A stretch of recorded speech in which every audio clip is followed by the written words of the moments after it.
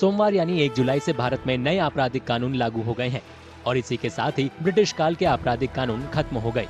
भारतीय न्याय संहिता यानी BNS ने 163 साल पुराने भारतीय दंड संहिता यानी IPC की जगह ले ली। भारतीय नागरिक सुरक्षा संहिता यानी BNSS ने 126 साल पुराने आपराधिक प्रक्रिया संहिता यानी CRPC की जगह ले ली और भारतीय साक्ष्य अधिनियम ने 151 साल पुराने भारतीय साक्ष्य अधिनियम की जगह ले ली। सरकार ने भारतीयों द्वारा भारतीयों के लिए इन कानूनों की वकालत करते हुए जल्द से जल्द न्याय देने का वादा किया है, लेकिन इन कानूनों ने नई बहस छेड़ दी है। Largely, the three acts in substance otherwise remains the same, and all that has changed is the placement of sections, which will cause many practitioners of the law a lot of grief, because what was 302 murder is now 101, and so we have to relearn the placement of sections. There has been amalgamation of many sections, so in many respects this is just a cut and paste job. And some of those changes are not particularly welcome as far as I'm concerned.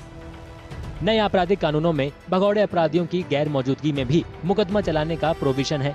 साथ ही जांच में technology के इस्तेमाल और electronic समन को भी मान्यता दी गई है। नए कानूनों के तहत गिरफ्तार किए गए शख्स को अपने परिवार को जानकारी देने का अधिकार होगा। इसके अलावा इसमें कोर्ट की इजाजत के बिना 0 FIR और फॉरेंसिक जाँच भी हो सकेगी। नए कानून के तहत रेप पीड़िता के बयान महिला पुलिसकर्मी परिवार के सदस्यों की मौजूदगी में दर्ज कर सकेंगे। नए कानून में पहली बार संगठित अपराधों को परिभाषित किया गया है और मैरिटल रेप को हटा दिया गया है। महिलाओं के खिलाफ अपराधों के लिए अब सजा को और बढ़ाया गया है। आत्महत्या की कोशिश को सजा के दायरे में बरकरार रखा गया है। नए कानून में आतंकवाद को परिभाषित किया गया है। डिजिटल साक्ष्य के साथ साथ इलेक्ट्रॉनिक कार्रवाई को भी मान्यता मिली है और police custody rules bail decision को भी प्रभावित करेंगे। 3 नए कानूनों में से एक भारतीय नागरिक सुरक्षा संहिता के तहत हिरासत की अवधि को 15 दिन से बढ़ाकर 60 से 90 दिन तक कर दिया गया है। फरार अपराधी की गैर मौजूदगी में भी सुनवाई की इजाजत दी गई है। हालांकि इन 3 नए कानूनों का विरोध कर रहे लोगों का तर्क है कि ये प्रावधान न्याय की प्रक्रिया को कमजोर कर सकते हैं। There could have been nothing more disastrous as far as the legal system is concerned. They are only going to help delay justice further. There should be simplification of the laws so that the judicial system becomes more efficient. Everything has to be complicated, including the taxes, GST, CST, everything.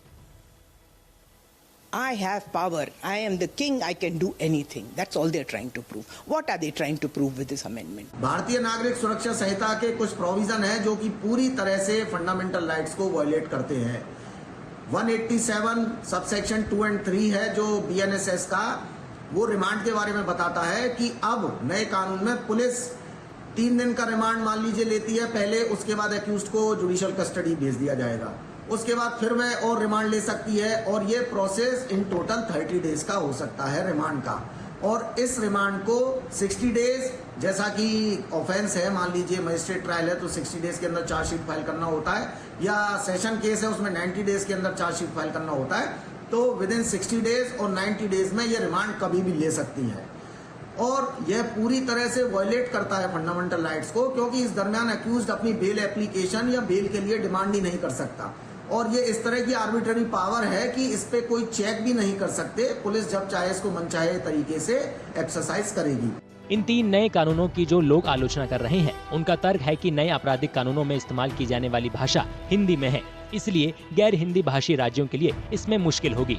Tamil Nadu, पश्चिम बंगाल और कर्नाटक जैसे राज्यों ने नए कानूनों के लागू होने को रोकने के लिए केंद्र को पत्र लिखा है। वहीं दिल्ली बार एसोसिएशन ने भी नए कानूनों को टालने के लिए केंद्र को लेटर लिखा है। सोमवार से लागू हुए इन 3 नए आपराधिक कानूनों को लेकर लोगों की राय अलग अलग है। कोई इन्हें नागरिकों के अधिकारों का हनन बता रहा है, तो कोई इन कानूनों को न्याय प्रणाली में बड़ा सुधार बता रहा है।